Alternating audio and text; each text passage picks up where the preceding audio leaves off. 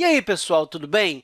Imagine que temos uma nuvem enorme de átomos de hidrogênio flutuando no espaço. E quando eu estou falando de nuvens enormes, eu estou falando de enormes em distância e massa. Então, se a gente fosse combinar esses átomos de hidrogênio aqui, isso se tornaria uma coisa maciça e teríamos uma nuvem enorme. E nós sabemos que a gravidade faz com que esses átomos aqui de hidrogênio se atraiam. Você provavelmente não pensa sobre a gravidade de átomos, né? Mas elas lentamente afetam esses átomos. E aí, conforme eles vão se aproximando, eles se condensam, ou seja, eles se movem lentamente no sentido da massa de todos os outros átomos. E o que acontece com isso é que essas nuvens elas se tornam cada vez mais densas. E aí, os átomos de hidrogênio eles começam a colidir uns com os outros, se esfregando e interagindo entre si. E lembre-se, há uma massa enorme de átomos de hidrogênio, e, por isso, a temperatura está subindo. E aí, eles vão continuar a serem condensados. E aí, eles se condensam, até que algo bem interessante acontece. Então, vamos imaginar que eles estejam bem densos aqui no centro, ou seja, há um monte de átomos de hidrogênio por toda essa parte aqui, e, com isso, eles estão muito condensados. E, claro, eu nunca vou conseguir desenhar uma quantidade real de átomos aqui, né? É só para te dar uma ideia. E aí, nós temos uma quantidade enorme de pressão de fora para dentro por causa da gravidade. Para você ter uma ideia, a temperatura aqui está se aproximando dos 10 milhões de graus Kelvin. E nessa parte aqui, acontece uma coisa bastante interessante. Mas antes disso, eu quero recordar como um átomo de hidrogênio se parece. Na verdade, eu só vou focar no núcleo do hidrogênio, né? Então, o núcleo do hidrogênio, que é um próton, bem aqui. E, claro, se você quiser pensar no hidrogênio, ele também tem um elétron circulando ao seu redor. E eu vou desenhar outro átomo de hidrogênio aqui. E, claro, esta distância aqui não está em escala, até porque este núcleo aqui ele é bem menor do que isso, mas é só para te dar uma ideia, né? E, claro, um elétron também é bastante pequeno, né? E o que nós sabemos das forças de Coulomb, das forças eletromagnéticas, é que esses dois átomos aqui carregados positivamente, eles não vão querer se atrair, eles não vão querer chegar nem perto um do outro. E nós sabemos que, conforme eles vão se aproximando um do outro, de alguma forma, eles estão sobre grandes temperaturas e grandes pressões. Então, quando você vai colocando estes dois hidrogênios aqui próximo, de repente, uma força grande vai tomar conta, e é bem mais forte que as forças de Coulomb. E aí, esses hidrogênios aqui, seus núcleos, na verdade, irão se fundir. Então, é isso que acontece de verdade uma vez que está quente e denso o suficiente. Ou seja, nós temos temperatura e pressão suficientes para separar as forças de Coulomb. E, com isso, nós podemos aproximar os dois prótons uns dos outros. E isso acontece para a fusão ocorrer. Fusão, eu vou colocar aqui ignição, né? E eu quero ser bem cuidadoso aqui, porque esta ignição não é a combustão da forma tradicional que estamos acostumados.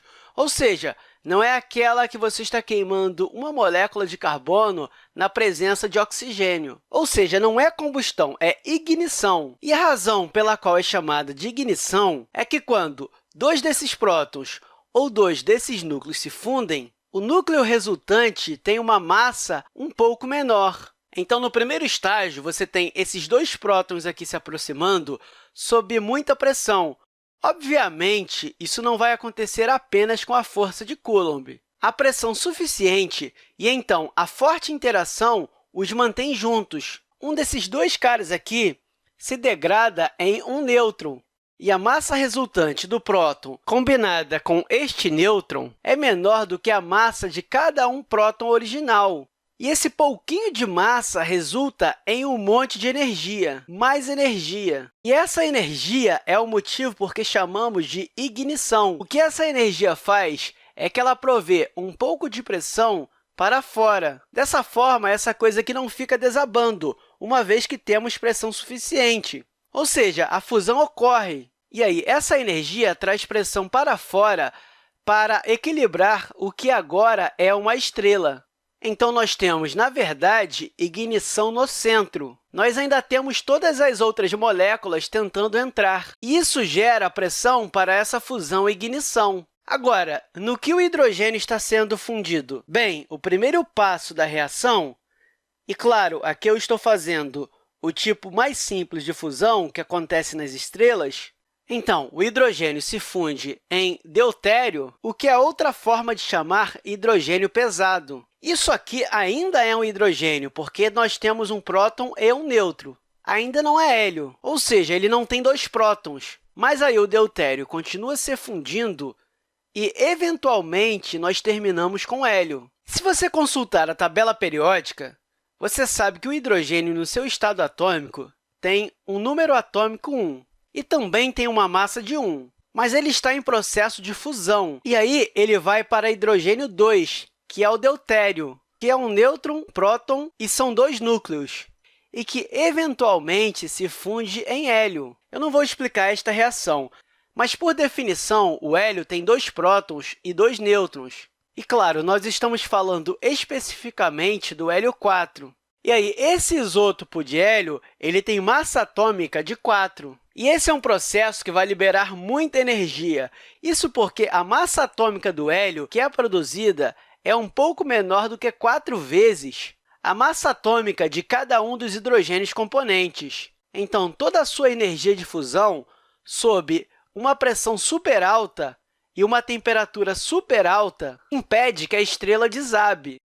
E uma vez que a estrela está nesse estágio, ou seja, está fundindo hidrogênio no seu núcleo com pressões e temperaturas para formar um hélio, está agora na sua sequência principal. Então, essa aqui é a sequência principal.